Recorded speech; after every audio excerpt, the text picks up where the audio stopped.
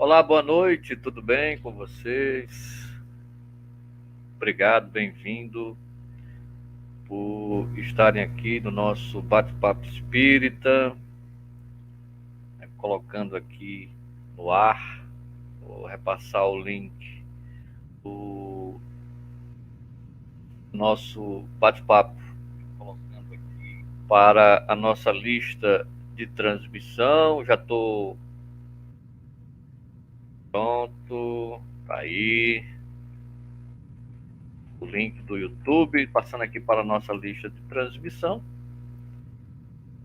Estamos ao vivo pelo YouTube, só aguardando aqui o nosso amigo Cláudio para darmos início aos nossos trabalhos de hoje no Bate-Papo Espírita. Boa noite, Marinete, tudo bem com você? Pois é, um abraço aí para meu amigo Beto, Carlos Filho, para Amanda, para Jéssica, né? Um abraço para todos aí, para o David, ok? Daqui a pouquinho, só aguardando aqui o Dr. Cláudio Mendes para a gente falar no assunto de hoje. Um assunto realmente que... Pronto, o Cláudio Mendes já chegou aqui. Boa noite, Dr. Cláudio. Boa noite, meu irmão querido. Como vai, Emerson? Tudo bom? Pois é, tudo bem. Eu estava dizendo aqui, já coloquei no ar, estamos ao vivo pelo YouTube, né, do Bate-Papo Espírita. Já tem pessoas nos assistindo, já deu boa noite aqui para a Marinete. E só aguardando o pessoal, já passei o link para a lista de transmissão, né? E um assunto muito caro às pessoas em relação à morte, né? Na hora do adeus, e a gente vai tentar ao máximo. É um assunto que com certeza poderia dar, né, aí pano para muitos programas. A gente vai tentar sintetizar aqui os aspectos principais em relação à morte. Antes eu quero só abrir aqui o programa, doutor Cláudio, com o início do capítulo 2, Receio da Morte, do livro O Céu e o Inferno. Causas do receio da morte, porque os espíritas não reclamam, não receiam a morte. Então, a frase inicial: o homem, qualquer que seja o grau da escala a que ele pertença, desde o estado de selvageria, tem um sentimento inato do futuro. Sua intuição lhe diz que a morte não é a última palavra da existência e que aqueles de quem estamos saudosos não estão perdidos para sempre. Assim a gente inicia o nosso bate-papo espírita com muitas perguntas, participação aqui, né, das pessoas que acompanham o nosso trabalho, vice-doutor Vicente Neto, Fábio, Dilma, minha mãe Zolina, doutora Ana Ximenes, o seu Barreto lá da UNEC já está aqui assistindo, viu, Cláudio? Meu abraço aí, querido, amo muito. Pois é, então vamos lá. Então, Cláudio, eu começo com a pergunta seguinte: o que é a morte, né, como ela se opera na prática e além do que nossos olhos materiais possam ver? Boa noite, Emerson e meus queridos amigos que nos acompanham no bate-papo. Uma satisfação, mais uma vez, poder estar aqui com vocês, conversando sobre temas relacionados à doutrina espírita. E, como você bem disse, Emerson, é um tema que, em torno do qual gira muito tabu, muito preconceito. Nós, ocidentais, não costumamos falar em morte, né? Nós não somos educados para ela. Ao contrário, nós, durante toda uma vida, por critérios religiosos, adotamos posturas anti-morte. Isso dificulta sobremaneira alguns aspectos que nós vamos ver no decorrer da nossa conversa. A morte, na nossa visão, é somente um fenômeno biológico. É o descarte de um dos corpos do homem, o corpo denso, o corpo físico.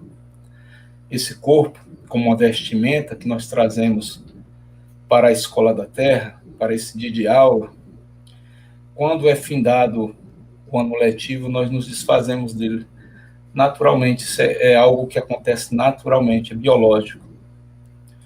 O que não pode acontecer é confundirmos a morte com o aniquilamento.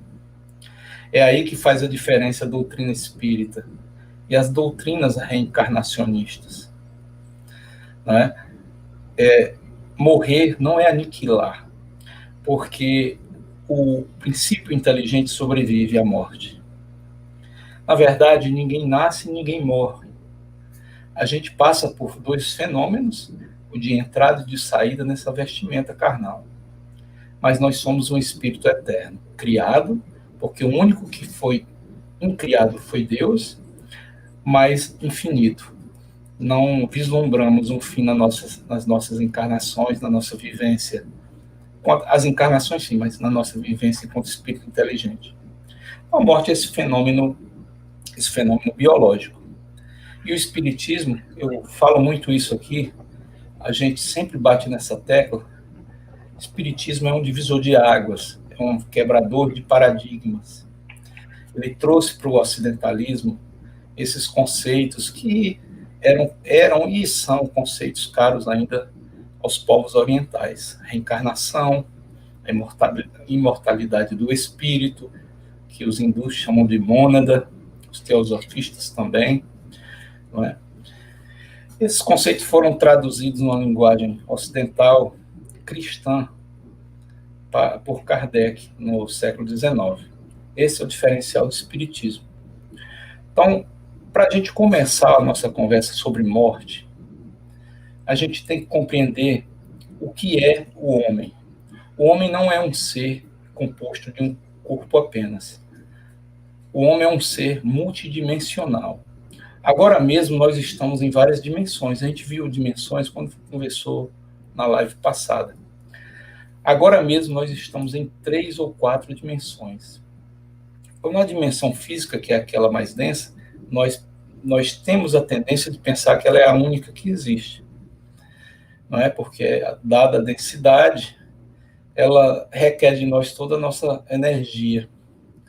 Então, na verdade, só para, resumidamente, porque há estudiosos que expandem isso muito mais, nós somos compostos de corpo físico, duplo etérico, que é a manteiga que une, e perispírito. O perispírito é onde reside o espírito. Ele se chama perispírito, a gente viu na live anterior sobre o perispírito, porque ele rodeia o espírito, é uma vestimenta do espírito. O espírito não tem forma, o espírito é uma centelha, né? Centelha divina, a inteligência. Ele tem esse peri, esse contorno, para poder se individualizar, sobretudo junto ao corpo físico humano. Então, basicamente, eu não vou entrar nos demais corpos que a doutrina já estuda e existe até clarividência, corpo mental, enfim. Mas, resumidamente, somos esses 3 elementos. A morte é o desenlace desse corpo físico, desse corpo perispiritual, que é a morada do espírito. Isso se dá pelo rompimento dos laços energéticos entre um e outro, ou seja, através do rompimento, do esvaziamento, desse duplo, a doutrina espírita chama de duplo etérico, ou corpo energético, que é a união entre esses dois. O duplo etérico, o corpo energético, não tem autonomia, ele não é um corpo propriamente dito. Ele é apenas um vínculo energético entre os dois, magnético. Quando esse vínculo se desfaz, se dá a morte biológica. porque para animar o corpo físico há necessidade do princípio inteligente. E esse princípio inteligente, para se manifestar no denso, precisa dessa conexão energética, uma tomada. Nós nascemos com uma quantidade de energia, nossa bateria é carregada no extrafísico, na erraticidade, com determinada quantidade de dias, de tempo. À medida que esse tempo vai se desgastando, e aí eu estou tratando da morte natural, isso vai acabando a bateria, aos poucos essa energia vai se consumindo e esse laço se desfaz naturalmente. É a morte natural. A morte abrupta, acidental, ela rompe isso de forma violenta, inadvertidamente, né? Inesperadamente. E a gente vai tratar disso mais para frente. Mas a morte, para os espíritas, é o descarte do corpo físico. O corpo que deve ser enaltecido as suas finalidades, a sua condição na Terra, nós devemos cuidar dele, porque ele é um pouco do... Ele é um templo sagrado, né? Herbênia, meu abraço. Gosto muito de tu. Herbênia é madrinha da minha menina, da Clarice. Ela está aqui pertinho, mandando um beijo para você. Pois bem. Então, o desenlace é a morte. Ela não é a aniquilação. E eu, me permita, vou ler aqui a questão 155 do Livro dos Espíritos. Ela diz, Kardec indaga, como se opera a separação da alma e do corpo? Nós já vimos o conceito de alma nas conversas anteriores. O corpo é o denso, o físico, que se manifesta aqui no planeta. Diz os Espíritos, quando os laços que a retinham se rompem, ela se desprende. Olha, é uma resposta objetiva, simples, mas quem não conhece essa anatomia desses corpos multidimensionais pode não compreender a questão. Ô, Cláudio. Né? Pois não, amigo.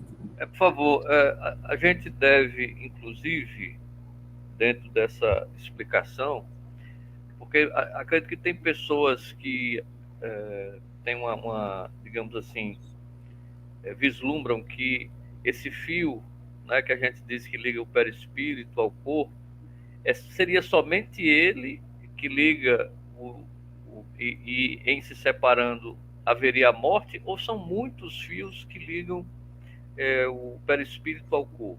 Perfeito, a pergunta foi muito boa. Na verdade, desde o Eclesiastes, salvo engano, capítulo 6, se fala no rompimento do cordão de prata. Certo. Então, os ocultistas do século XVII, XIX, de Paracelso para cá, falam nesse cordão de prata como o link energético entre o físico e o espiritual.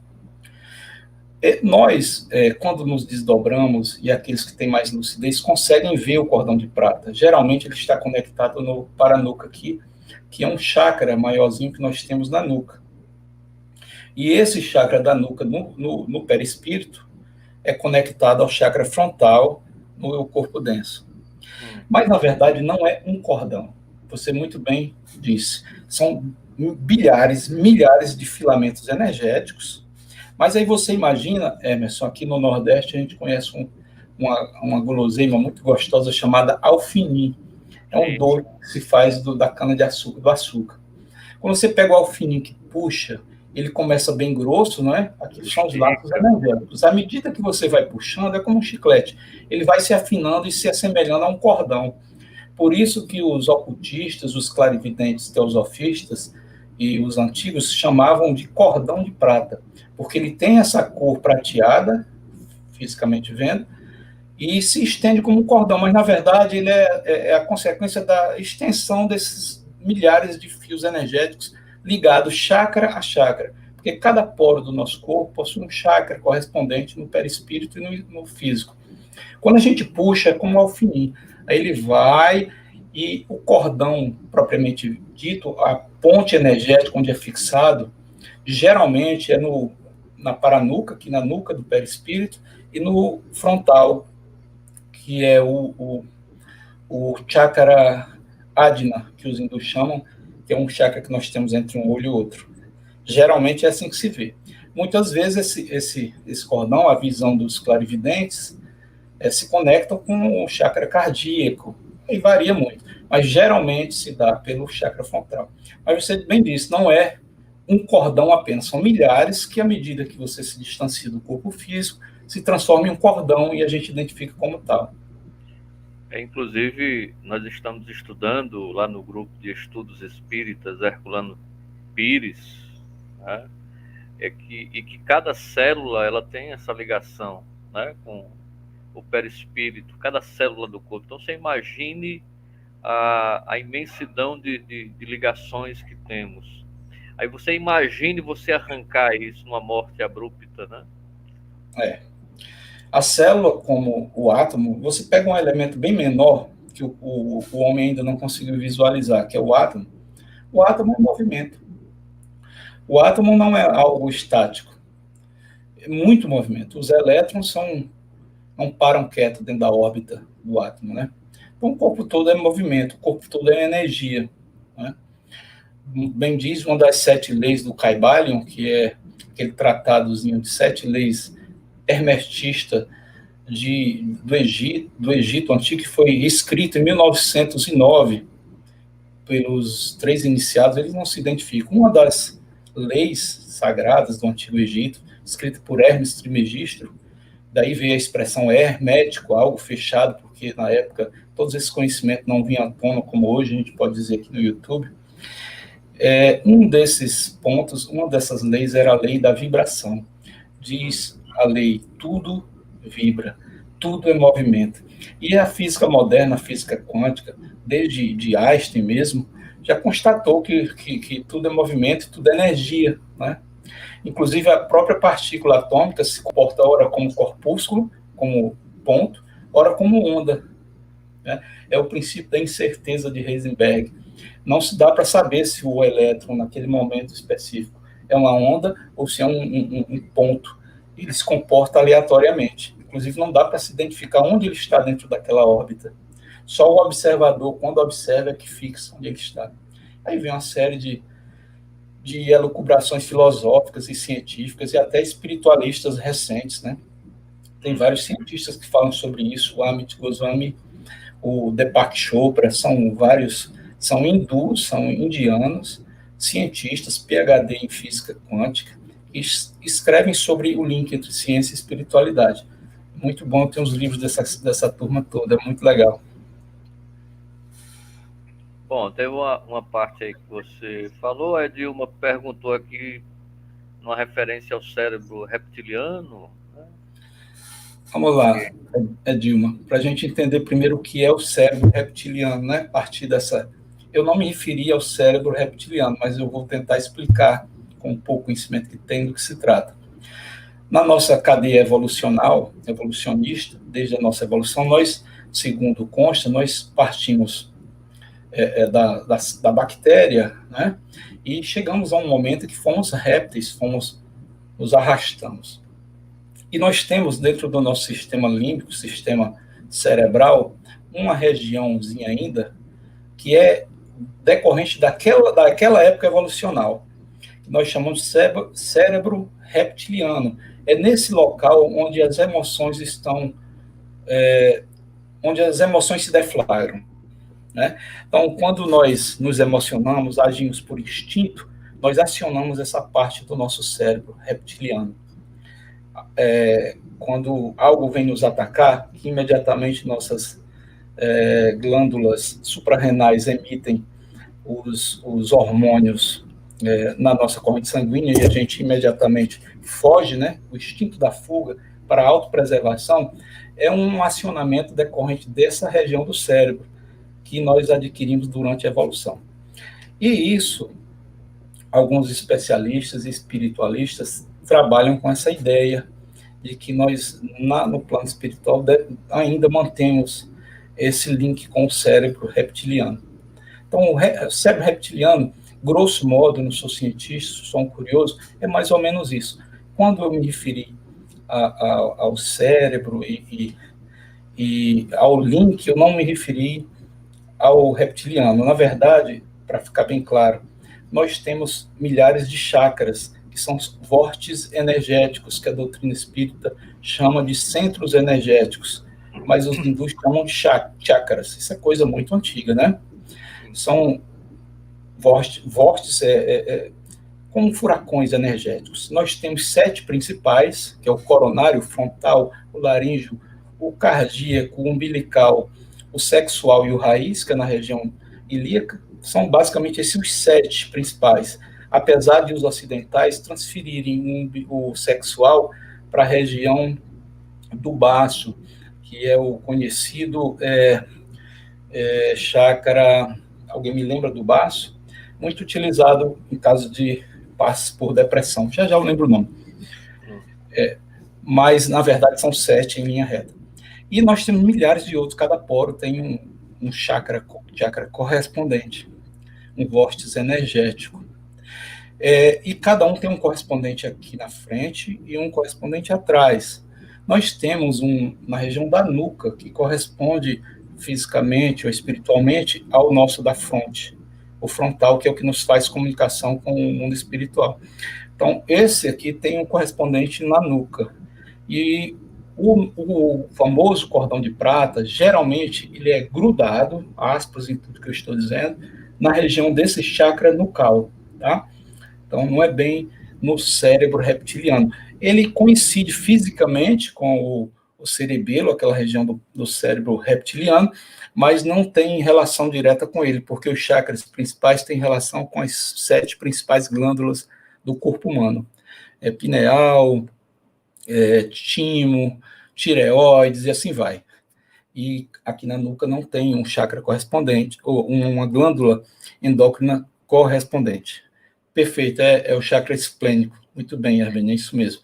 Os ocidentais, por questões de pudor, transferiram, veja só que coisa interessante, o chakra sexual, que corresponde às gônadas sexuais, para o esplênico, que é na lateral esquerda, na região do baço. Só que o baço não é uma glândula, né? O baço faz parte do nosso sistema imunológico, mas não é uma glândula. E os 7 principais chakras estão correspondendo com glândulas endócrinas. Mas veja só o que faz o tabu, o que faz o preconceito.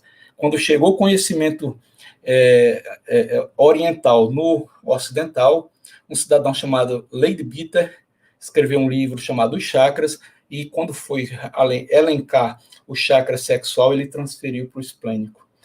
Se bem que o esplênico é um chakra secundário importantíssimo, mas ele não é um chakra principal, como que é o Leadbeater.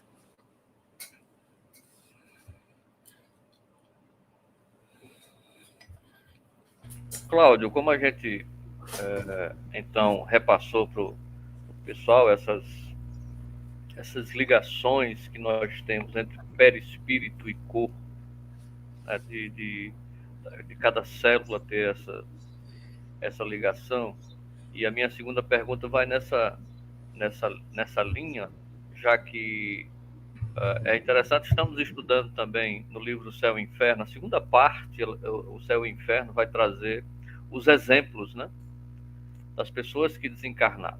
Eles vão contar as suas experiências na hora da desencarnação, do desenlace. E é por aí que eu quero perguntar, em todos os tipos de morte, o processo de desenlace é igual?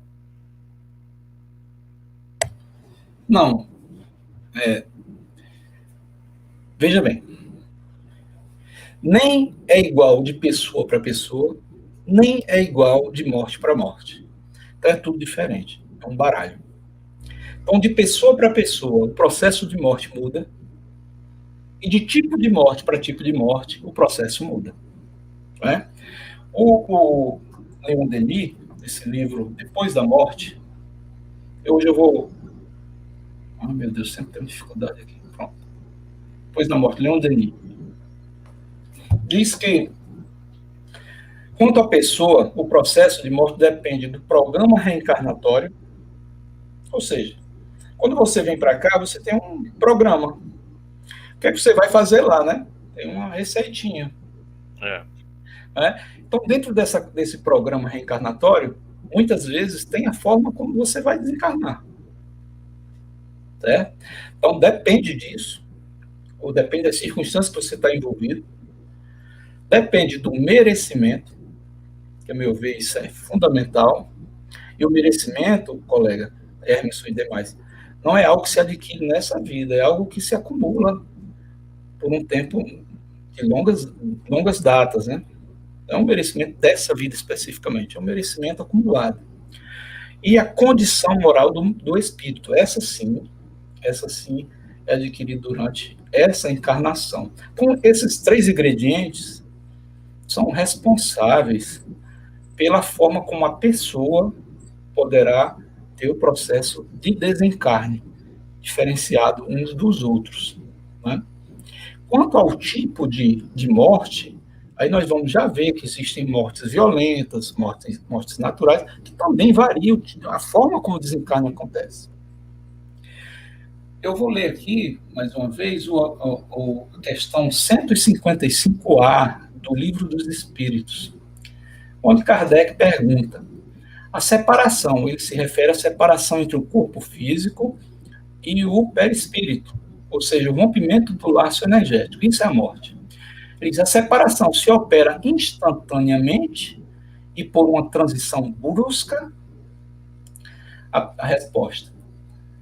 Perdão, ainda perguntando: há uma linha de demarcação nítida traçada entre a vida e a morte? Ele pergunta se isso é muito brusco, esse rompimento energético. Resposta: não. A alma se desprende gradualmente e não escapa como um pássaro cativo, subitamente libertado.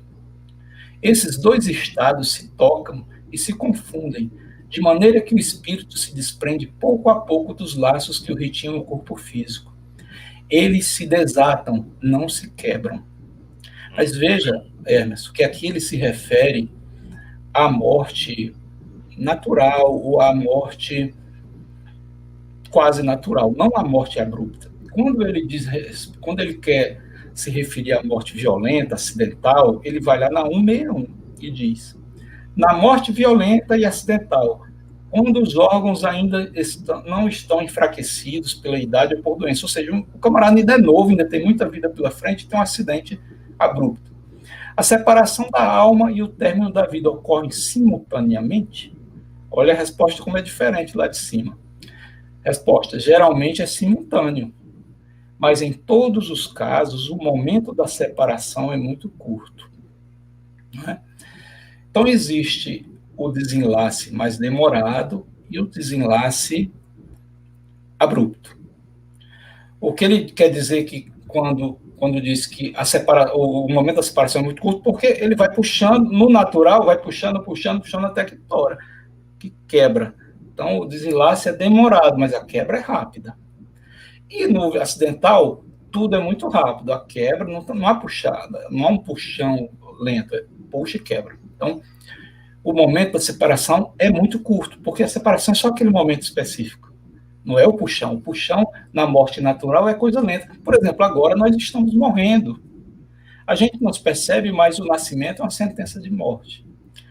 Primeira respiração você já está valendo, compadre. Está valendo o jogo, né? Então funciona assim. Então vamos lá. Primeiro tipo de morte, de desencarne. A morte paulatina, a morte natural. Agora eu estou tratando dos tipos de morte. Eu não estou analisando as pessoas. Quanto as pessoas variam, quanto ao mérito e tal. Agora, tem uma variação também quanto ao tipo de morte. Como é o desencarne em determinados tipos de morte. Quando a morte é paulatina, aí nós colocamos nesse bojo as mortes naturais das pessoas idosas, as mortes mesmo daqueles idosos adoentados, mas em hospital, em leito de hospital. Muitos hoje morrem lá. Tem até uma morte mais confortável, sem dor, não é mesmo? Salvo engano, se chama ortotanásia, enfim. Isso, quando nós nascemos, nós recebemos a carga energética, energia vital, fluido vital, e isso é para um determinado tempo. O que acontece é que muitas vezes a gente detona esse tempo de vida, essa energia, com vícios, com uma vida desregrada. E o que André Luiz chama no seu livro Nosso Lar de suicídio indireto, né?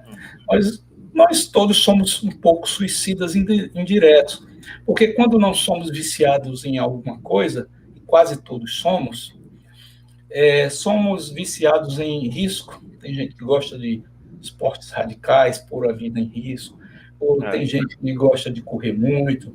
Essas pessoas são risco... tem uma palavrinha, adoram risco. Então, de uma certa forma, quase todos nós, ou todos nós, temos um pouco disso. Né?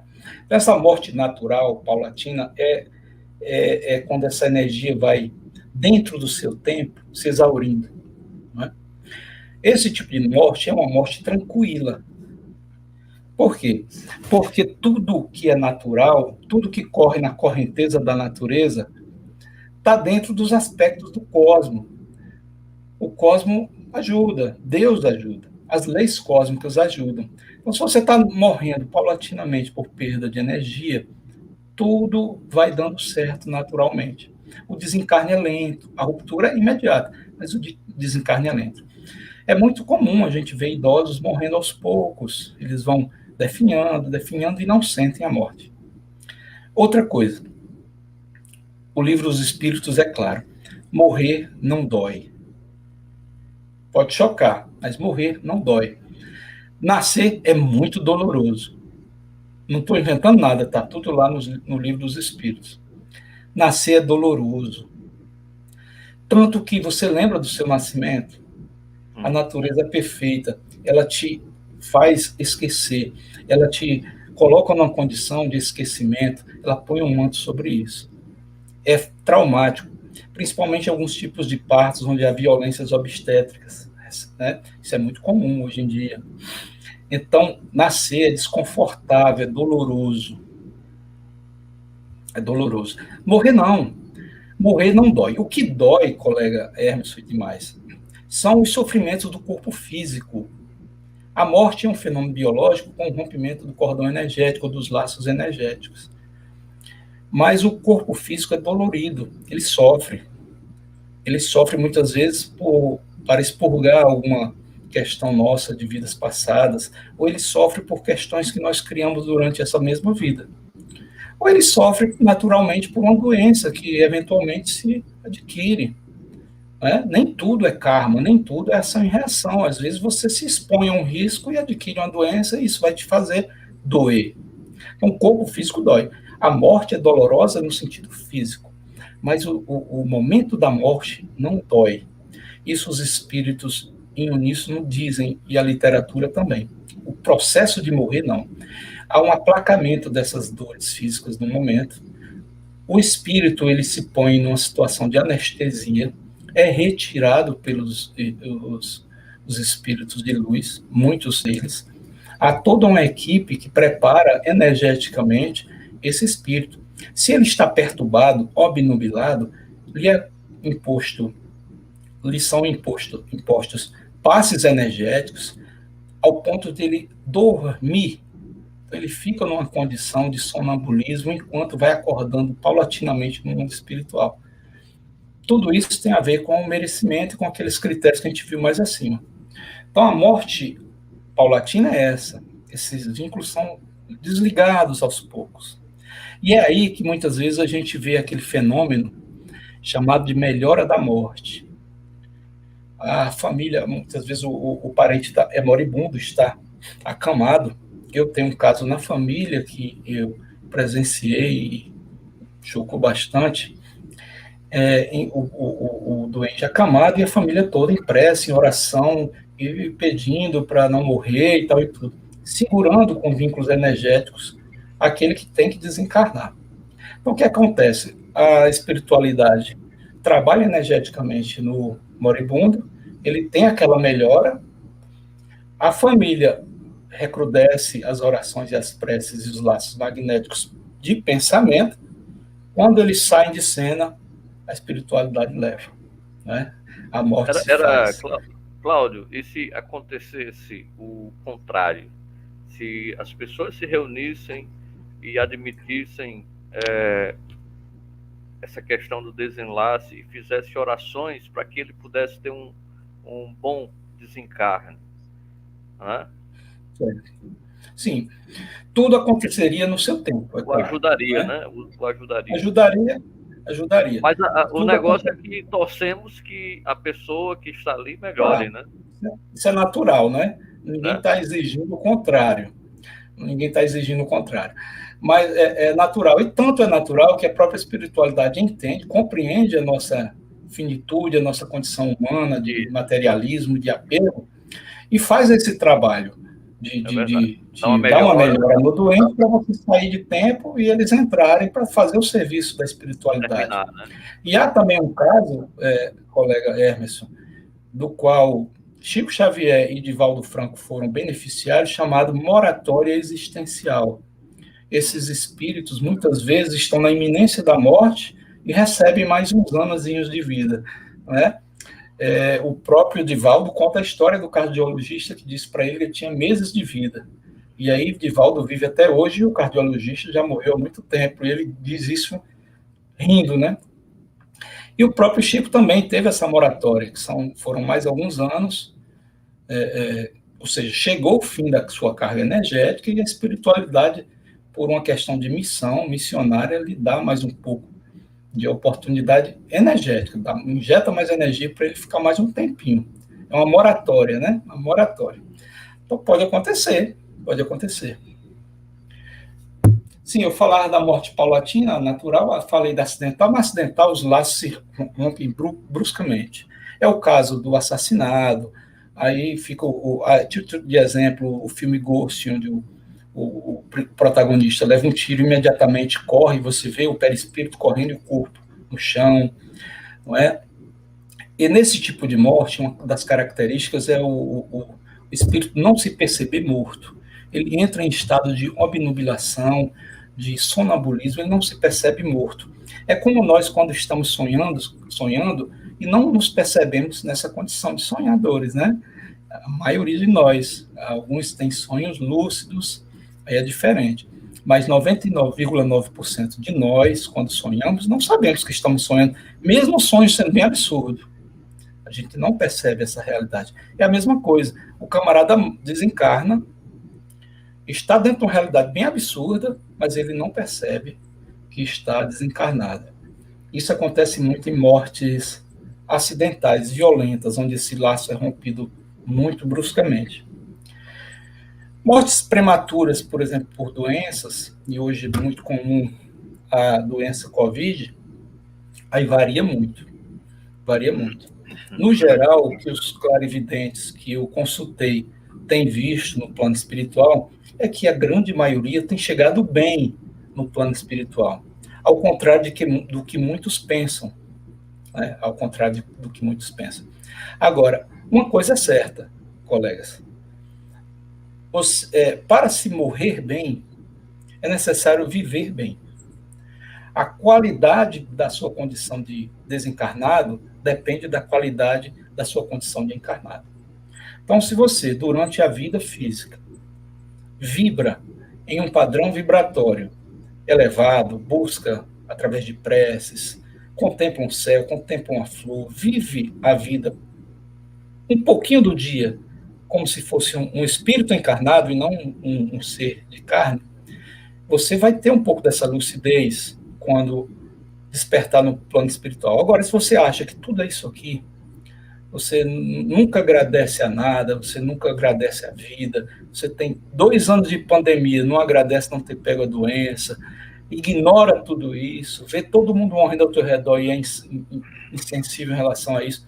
Enfim, essa condição você vai carregar para o outro lado, porque a morte não nos beatifica, a morte não nos santifica, a morte apenas nos transfere de dimensão. Nós continuamos a mesma pessoa do outro lado.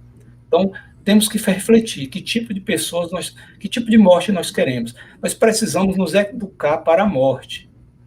E as crianças também, os adolescentes e os jovens, que as igrejas tendem a educá-los com tabus. Né? Nós precisamos tirar da cabeça da turminha aí que a morte é o fim. E temos que começar a inculcar que nós, ao morrermos, passaremos para um plano, e para que essa vida, nesse plano, seja uma vida tranquila, nós precisamos, desde já, ter lucidez e tranquilidade. Não adianta, não pense que você vai ser um camarada aqui sem lucidez, vai chegar lá, nosso Senhor, não existe isso em canto nenhum, meu amigo. Não é? Não existe. Não tem como. Então, essa morte, a morte por doenças varia muito. Então, não dá para dizer que quem está morrendo por Covid, como tem alguns espiritualistas dizendo por aí, quem tem morrendo por Covid está ficando obnubilado, está ficando do outro lado sem lucidez, tal e tudo. Não. Depende da forma como a pessoa viveu. Depende de vários fatores. Nenhum desencarne é igual ao outro. Não é? Esses generalismos, ignorem isso. Usem o racionalismo. Não existe um ser humano igual ao outro. Não existe um desencarne igual ao outro. Não é? Existem coisas genéricas, como, por exemplo, o recebimento dos desencarnados por uma equipe. Isso é verdade, isso existe sempre. Por exemplo, quem morre de Covid, quem morre em hospital por qualquer doença, no plano do hospital existe um duplo do hospital. A gente, na semana passada, viu as dimensões, eu desenhei 7 dimensões. A primeira, a troposférica, é a primeira dimensão depois da física. Ali existe um duplo do hospital, onde espíritos de luz trabalham em outro hospital, recolhendo essas pessoas que desencarnam. Muitas delas obnubiladas, inconscientes, dormindo, que o camarada sai e dorme. E eles vão tratar, levam para hospitais espirituais, etc, etc. A exemplo do que a gente vê no livro O Nosso Lar. Há um hospital espiritual ali. É uma colônia espiritual para tratamento. Tratamento de quê? Doença física? Não. Doença física se trata no físico. Passou o físico, desencarnou, vamos tratar a doença espiritual que o camarada trouxe do físico, muitas vezes. Primeira coisa que eles fazem é abrir a lucidez. Como é que abre a lucidez? Faz através de passes com que ele se perceba desencarnado paulatinamente. Porque se isso é feito de uma vez, ele entra no choque da morte, que é uma situação delicada e dolorosa em que muitos espíritos entram que se percebem mortos, mas inconformados com essa nova realidade. Isso também existe, né? Então, o quarto tipo de morte que eu quero falar, o quarto e último, para a gente encerrar esse ponto, é o suicídio. E o suicídio mereceria um dia só para ele, porque é um tema bastante profundo, né? É verdade. E aqui eu gostaria que todos que me ouvem entendessem o seguinte: não vai qualquer crítica. Quem sou eu para criticar ou para estabelecer qualquer julgamento moral, né? O que eu vou dizer doravante é o que a gente lê, é o que a gente vê na literatura espírita e espiritualista, tá? O suicídio é uma dessas mortes prematuras, né? O camarada tinha uma carga energética para gastar durante, vamos supor, a título de exemplo, 100 anos, e aos 40 ele destruiu o corpo físico. Né? Destruiu o corpo físico. Quando ele destrói o corpo físico, tem duas formas de morrer. A forma de morrer natural, Hermes, a energia se acaba, o link se acaba, aí esse apodrece. E a outra é eu destruo esse. Quando eu destruo esse não tem mais nada para linkar, a energia desaparece. Né? Então, quando há o suicídio, uma morte fora do tempo, acidental, é o físico que é afetado rapidamente. O cordão energético fica por ali, inclusive o perispírito fica todo energizado ainda por muitos dias. Existe até uma consideração sobre a cremação, que deve demorar em cerca de 72 horas, para evitar que ainda haja em torno do cadáver algum resquício de energia, não é de espírito, não, que o espírito já deslincou. É de energia do espírito, desse link, que tenha ficado por lá, e que, por condicionamento, o espírito sinta ainda alguma coisa. Tudo no plano espiritual, acerca de dor, cheiro, sabor, é condicionamento, porque lá não existe isso. Então, a gente é condicionado a sentir uma dor aqui, quando passa para lá sem lucidez, vai sentir a dor. Se a gente é condicionado aqui a respirar, quando passa para lá, se colocar no ambiente sem ar, vai ficar asfixiado, porque ele é condicionado. Mas no plano espiritual não tem ar. Não é para ter ar, não tem ar físico, pulmão, não existe isso, né? Então, o suicídio, ele é antinatural. O grande problema do suicídio é que ele é antinatural. Mas, pergunta que me fazem o tempo todo. Camarada que se suicida, ele necessariamente vai para o que chamam de Vale dos Suicidas, aí tem todo aquele sofrimento que narra alguns doutrinadores, Resposta, a meu ver, minha opinião, não. Por quê? Porque cada caso é um caso. Se eu dissesse que sim, eu estaria dizendo o que eu acabei de dizer, que cada desencarne tem uma forma de desencarnar. Existem alguns tipos de suicídio, Hermes, que o camarada não tem livre-arbítrio quando está agindo. É. Não é? Então, como é? Vamos pegar no direito penal. O camarada é louco, totalmente louco, e comete um crime. Esse camarada é absolvido sumariamente. Aí o outro não é louco, é rígido, comete o mesmo crime. Esse é condenado. Por quê? O que é que diferencia um do outro se o crime foi o mesmo? Um sabia o que estava fazendo. É o que nós chamamos na doutrina de livre-arbítrio, capacidade de discernimento.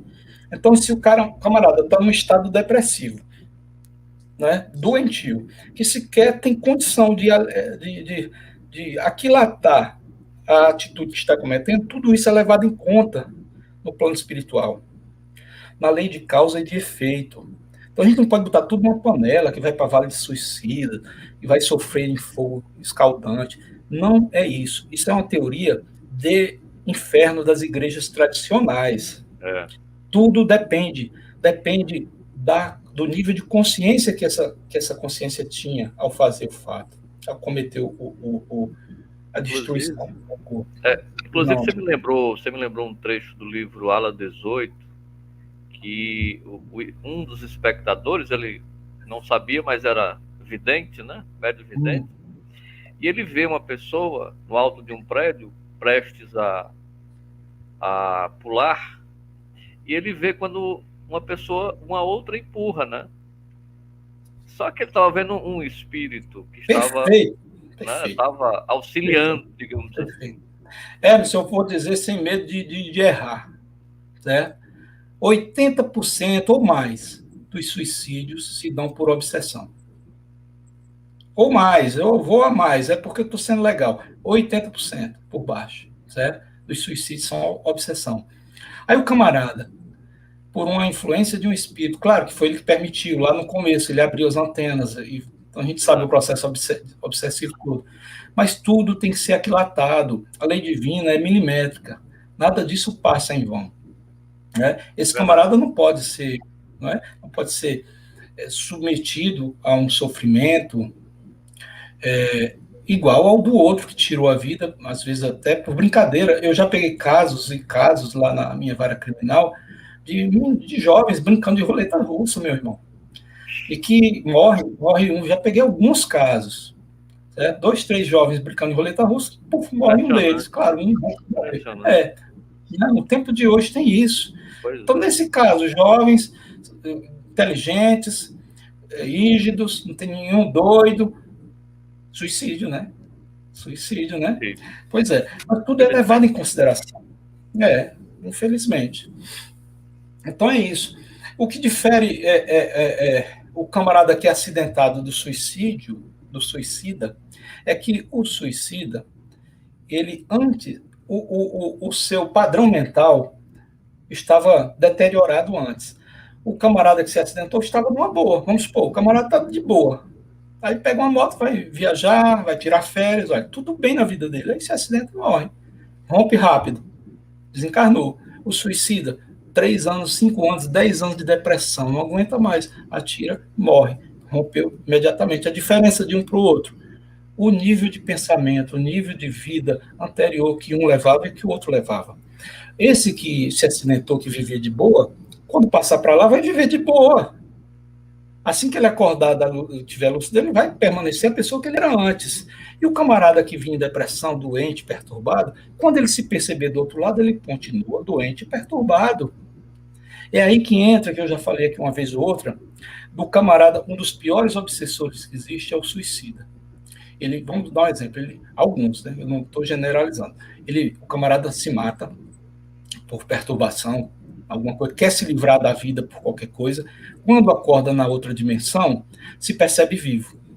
E não se percebe morto, ele não percebe que se matou. Né? Ele está sentindo a mesma sensação de sofrimento de antes e continua querendo tirar a vida, porque ele está vivo. O que é que ele faz?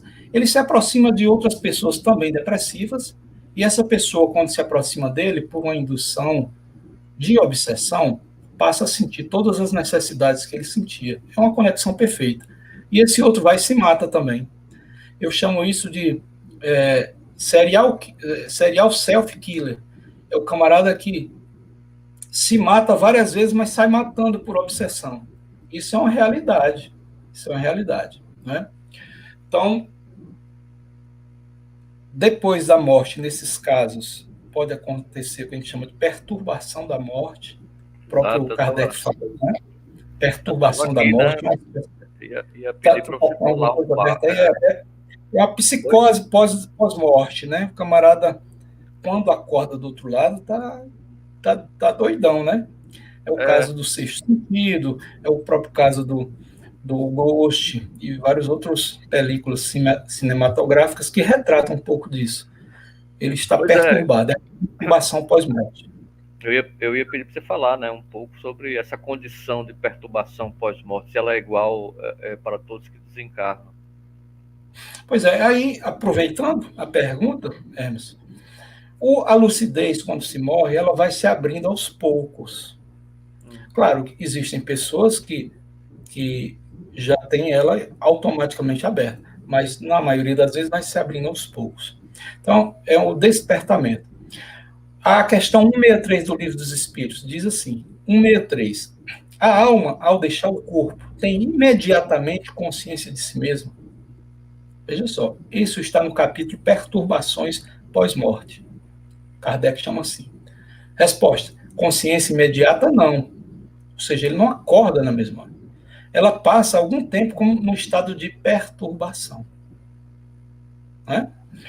164. Todos os espíritos experimentam no mesmo grau e com a mesma duração essa perturbação que se segue à separação da alma e do corpo? Resposta, não. Claro, nenhum desencarna igual ao outro. Então, nenhum espírito tem o mesmo tempo de perturbação do outro. Depende de como a pessoa viveu. Se você tinha uma visão de desencarnação, de reencarnação, você conhecia o mundo espiritual, você lia sobre isso. Quando você se percebe naquela condição, você, é tudo aquilo que eu já sabia. E se tranquiliza e vai seguindo. Mas o camarada que passa uma vida, por exemplo, esperando o juízo final, que acha que vai morrer, ficar debaixo da terra esperando Jesus voltar por 2, 3, 4, 10 mil anos, ele vai insistir em ficar dormindo, porque é essa a realidade que ele foi condicionado a vida toda. Resposta, não, isso depende de sua elevação. Aquele que já está depurado reconhece a sua nova situação quase imediatamente, porque já se libertou da matéria durante a vida do corpo.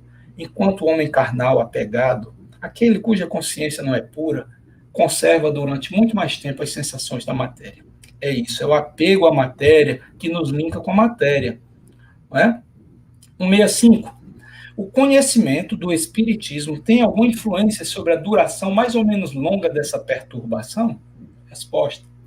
Uma influência muito grande, uma vez que o espírito já compreendia antecipadamente sua situação. Mas a prática do bem e a consciência pura exercem maior influência. Veja, e aqui, para ser honesto, eu vou substituir a expressão o conhecimento do espiritismo por o conhecimento da espiritualidade, da condição que pré-existe ao próprio espiritismo. O espiritismo é de 1857 para cá, mas essa realidade sempre existiu. Por exemplo, os orientais sempre entenderam isso, sempre confiaram na vida pós-morte. Tá? Então, o conhecimento, eu vou trocar para a seguinte expressão, o conhecimento da vida pós-morte, o estudo dessa realidade, o entendimento dessa condição, seja que doutrina for, facilita o fim dessa perturbação? Resposta, claro. Porque você já sai lá compreendendo antecipadamente a sua situação, não é?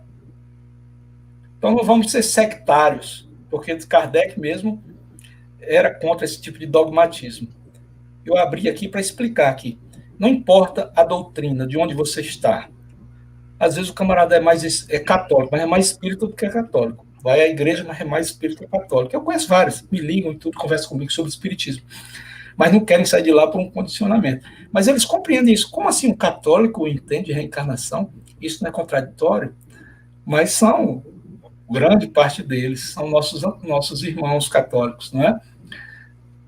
Isso é muito legal. É a espiritualidade. Vamos romper os laços de religiosidade. Religião é uma coisa mais humana. A espiritualidade, o espiritualismo é uma coisa mais de abertura de consciência. Isso independe do rótulo religioso, não é? Independe. Ô, Cláudio, nós estamos vivendo momentos difíceis, né? Muita gente tem perdido aí amigos, entes queridos para a Covid. Então, qual seria a conduta mais adequada para os que ficam em relação aos que partem? Existe uma forma de se livrar do sofrimento causado pela morte dessas pessoas aos seus? Mas é o seguinte, muitos procuram fórmulas mágicas. Né? Como eu vou me libertar desse sofrimento que me abordou de inopino a morte de um ente querido, de um amigo querido? Meu irmão, não existe essa fórmula. Se alguém está te vendendo, está errado. Não existe. O sofrimento, a dor da perda, a dor da saudade, é algo inerente à nossa condição.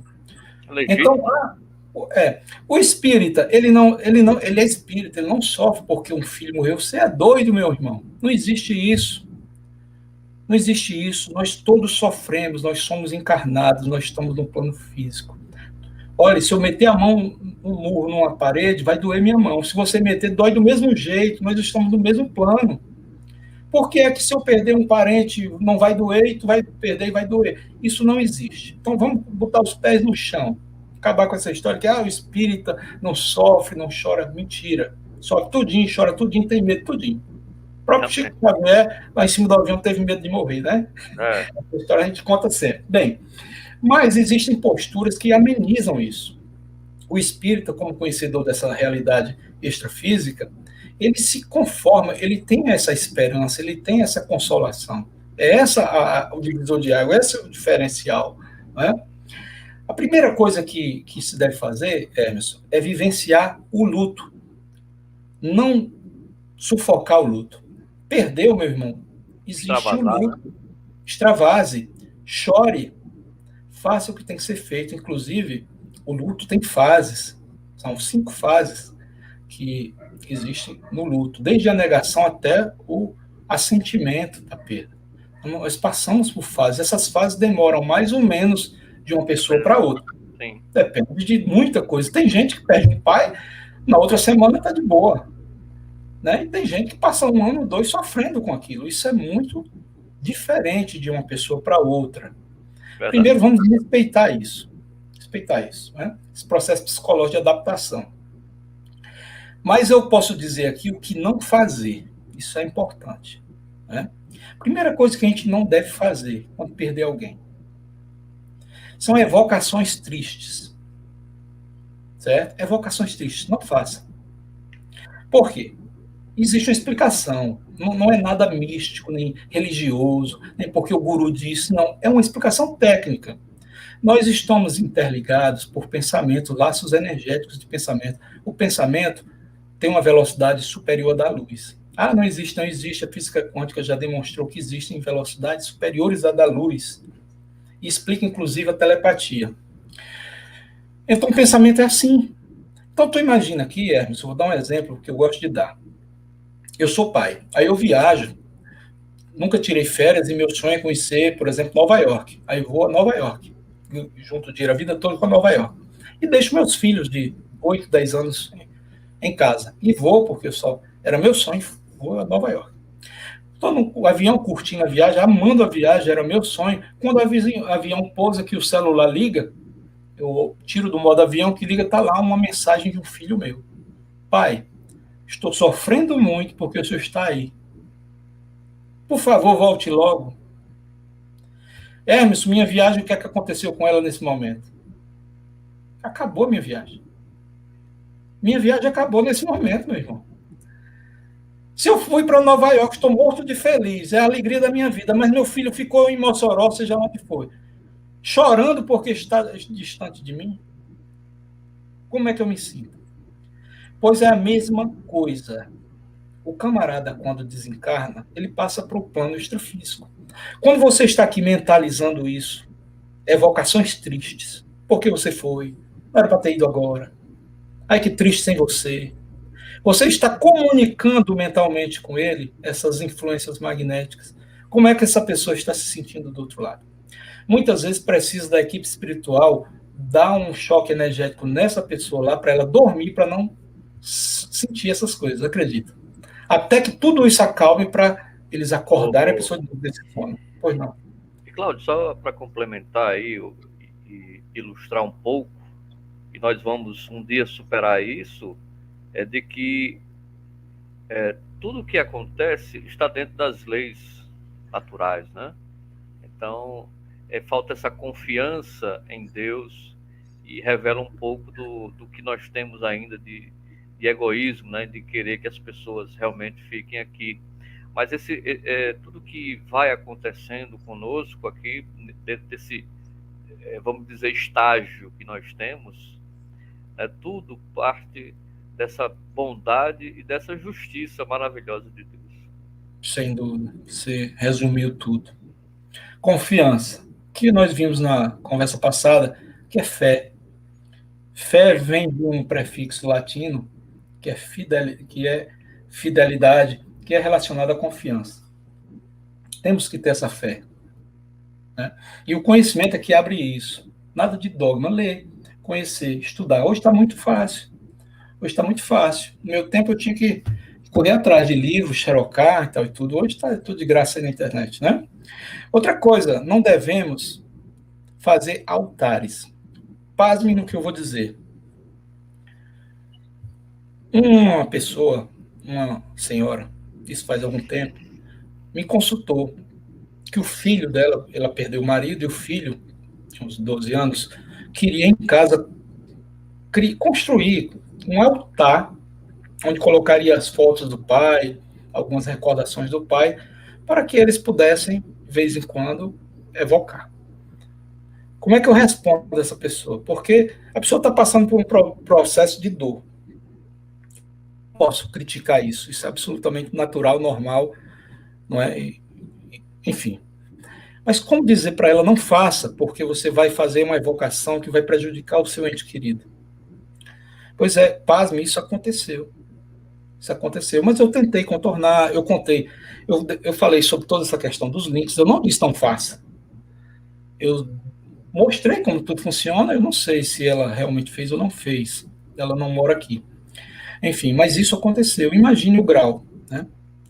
Outra coisa que a gente lê na literatura. Muita gente é muito apegada à matéria, coisas materiais. Então, eu sou muito apegado a meus livros, a minhas roupas, meus relógios e tal.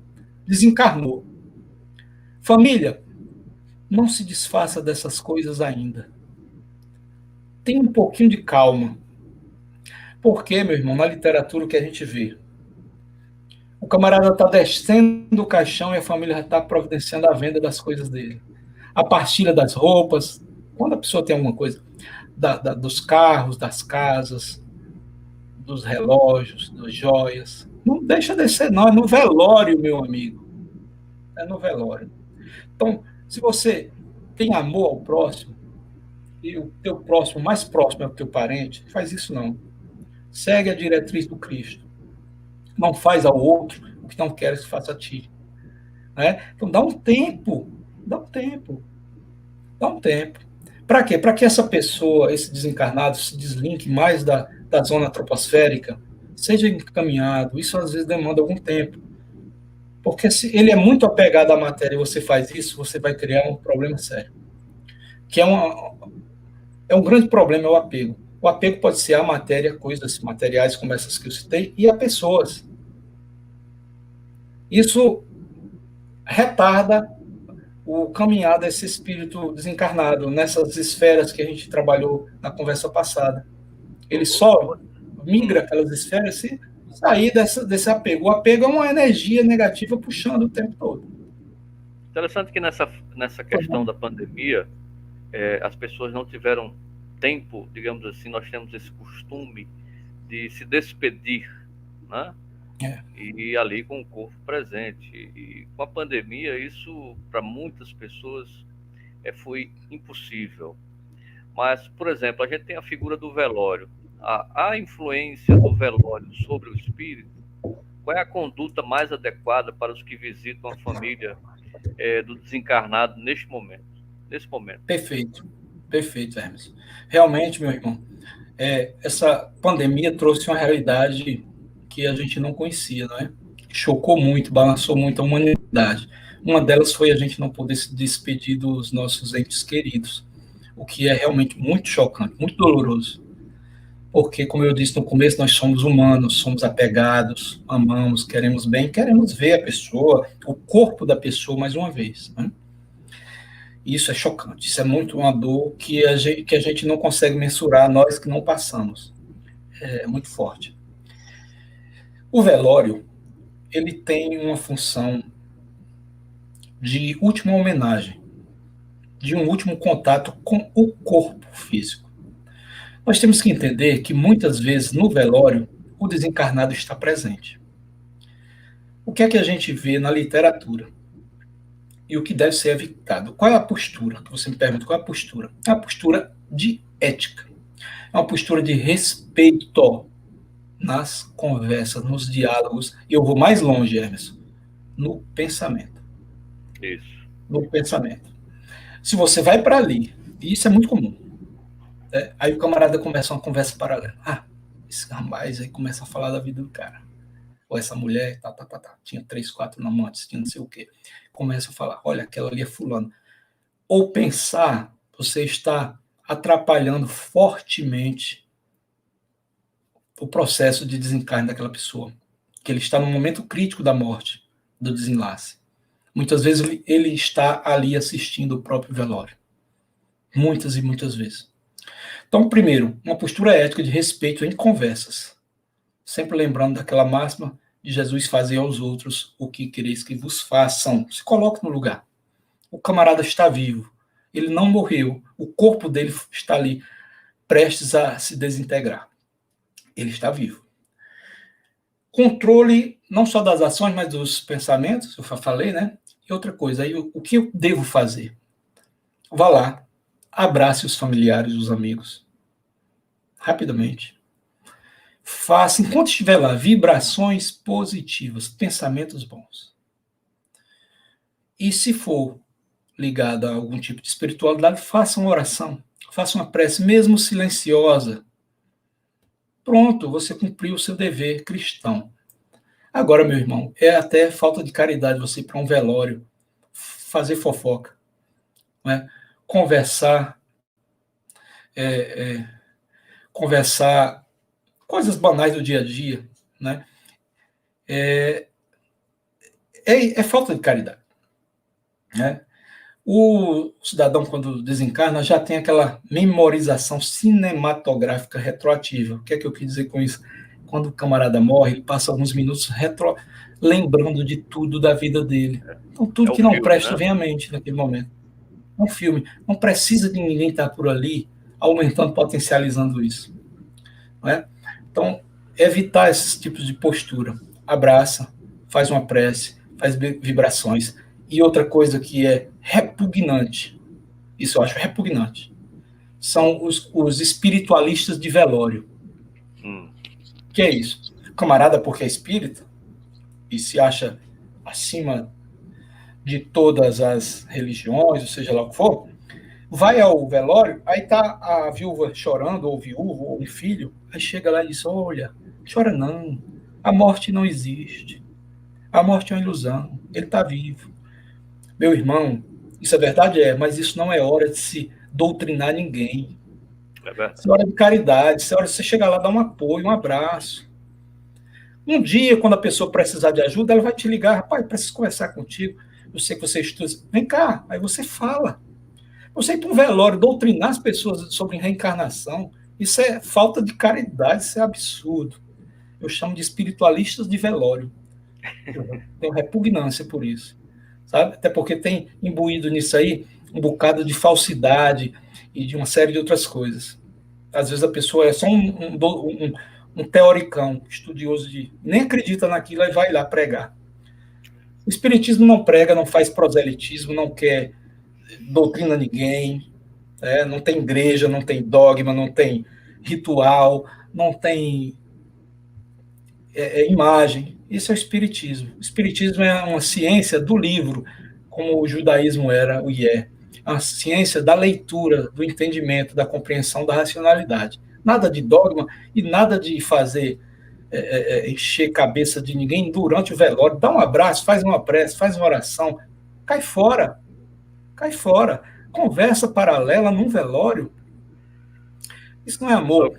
Isso é desamor e falta de carinho. Bom, para finalizar aqui, né, como o apego pode comprometer o espírito, Cláudio? Como o apego pode comprometer o espírito desencarnante? Acho que a gente já falou, né, Emerson, que o apego, existe duas formas de apego. O apego a coisas, o apego material, e o apego a pessoas. Ambos comprometem. Porque, como tudo é energia, todo apego é uma emanação energética. Então, se eu sou apegado a algo, quando esse algo não está por perto, eu quero estar com ele o tempo todo. Então, eu me linko a ele, esteja onde ele estiver. E isso atrapalha o desencarnado porque ele não segue o caminho dele. Ele fica querendo voltar. Muitas vezes a gente vê em situações de EQM, quando o cidadão desencarna, está em processo de desencarne e quer voltar. Quer voltar. E os espíritos que o acolhem dizem, não, mas chegou o seu tempo, você tem que seguir. Mas eu deixei a mulher, deixei o menino, deixei a casa. É o apego. Esse apego pode ser a pessoas e a coisas.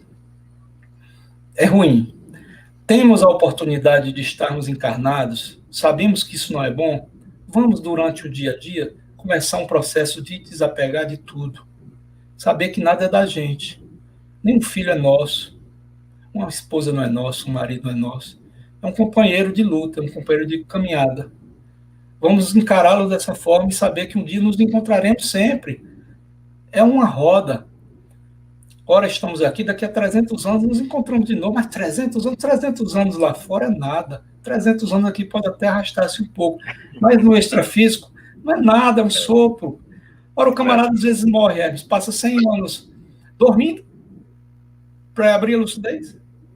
Mas 100 anos. Eu não tenho um caso específico, sei não, mas eu tenho um caso específico de 10 anos, que abriu lucidez 10 anos depois, desapareceu dessa região tenebrosa aqui, parou de assombrar a gente. Assim, demora, meu amigo, alguns, por causa do tudo está aqui dentro. Cláudio, muito obrigado. Tem uns livros para indicar. Pois não, sim, tem a parte dos livros, né? Mas muito obrigado aí pela explanação. Sempre tem, tema, né? É um tema... Olha, aula passada, eu acostumado a dar aula, nada de aula. Na conversa passada, a gente falou sobre o umbral, não foi? Foi. Eu esqueci de citar esse livro aqui, meu Deus, Resgate nos Umbrais, do Ramatiz. Muito bom. Estive lendo essa semana, eu não lembrava dele, fui aqui na biblioteca e fui ler. Esse é relacionado àquele tema do umbral, tá? Esse eu já mostrei, né, do Leon Denis, Depois da Morte. Depois da Morte, Leon Denis, sim. Eu mostrei hoje, né? Aí vamos lá. Do Ramatiz, A Vida Humana e o Espírito Imortal. Isso aqui é relacionado ao tema de hoje, tá? Ramatiz é o espírito, por Hercílio Mais, que é o médium. Tem outro dele que eu acho um dos melhores, do Ramatiz e do Hercílio Mais. A Vida Além da Sepultura. Aí. Maravilha esse livro, é um livrão. Esse aqui é um opúsculo Charles Hampton, A Transição Chamada Morte. Fininho, lê-se em 40 minutos. Um caso de recordação. Eu vou deixar o classicão para o final. Outro do Ramatiz, Sobrevivência do Espírito. Eu tenho uns livros do Ramatiz tudo. E, por fim, para finalizar nossa live com chave de ouro, o livro Na Hora do Adeus. Tema de hoje. Espírito Luiz Sérgio, o tema de hoje. Espírito Qual é? Luiz Sérgio. A médium é Irene Pacheco Machado. Senhores, esse livro tem gratuitamente em PDF na internet. Certo? Esse espírito, ele frequenta uma colônia espiritual e é levado em diversos velórios e diversas condições de morte para mostrar como morre um triste, como morre um alegre, como é o desencarne de alguém que está bem, como é o desencarne de alguém que está mal, como é o desencarne de um suicida, enfim, ele dá uma geral em tudo. Então, lê isso aqui, ó, é um romancezinho, é fácil de ler. Aí você tem um apanhado geral sobre o que a gente viu aqui hoje. Gratuito na internet, só botar lá o nome do livro, PDF, baixa e lê em casa. Por hoje chega de livro. Ok, Cláudio, obrigado. Eu quero dedicar esse programa às mais de 540 mil pessoas que perderam suas vidas aqui no Brasil. Dedicar algumas pessoas, alguns parentes, né, que perderam entes queridos, que estão aqui assistindo a nossa live hoje. Meu amigo de infância, Josenberg, desencarnou recentemente. O Claudinho, filho da nossa amiga Fábia Lúcia, que eu não conheci. E também o meu amigo Carlos Schneider, também faleceu esse ano. E assim, eu espero que a gente tenha contribuído para esclarecer algo, né? Se não ficou esclarecido, o pessoal deu uma sugestão aí, vai lá no nosso Instagram, né, Cláudio? Deixa uma mensagem lá e a gente pode responder. Diz aí o Instagram, o Emerson. Como é o Instagram da gente? Espírita, @bate-papo Espírita Mossoró. Arroba Bate-Papo Espírita Mossoró, isso. Isso mesmo. Procura lá. É isso mesmo. Olha, para finalizar, que eu acho que eu esqueci de dizer, quando quiser sintonizar com o teu ente querido, faz como uma ligação telefônica, conversa com ele como uma prece, mas conversa coisa boa, diz assim, olha, eu te amo, olha, por aqui está tudo bem, não se preocupa com a gente não, segue o teu caminho, um dia a gente se encontra, a gente está com saudade, mas a gente vai se encontrar, vai dar tudo certo, faz assim, não puxa, não diz que está triste, que está muito ruim, a gente está, é verdade, mas não faz isso não, que você faz um link muito pesado puxando teu ente de volta. Deixa ele seguir. É difícil, mas é assim que vai ser e é assim que vai dar certo. Tá bom? Beijão para todos. Ok, obrigado. A gente encerra aqui então o nosso bate-papo espírita desta sexta-feira. Se Deus permitir, estaremos aqui, eu, Cláudio Mendes, e vocês em mais uma edição, ok? Obrigado, boa noite, bom final de semana. Boa noite.